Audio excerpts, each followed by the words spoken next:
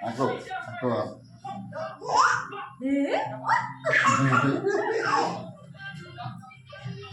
Lagi saya kan ambil lekat pada kerja.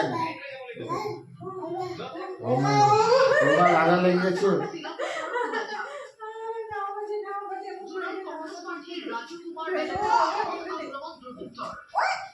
নির্বাচনে প্রচার চলাবলৈ যাওঁতে বিজেপি প্ৰাৰ্থীৰ সমৰ্থকে আক্ৰমণ কৰাৰ অভিযোগ কংগ্ৰেছ সমৰ্থকৰ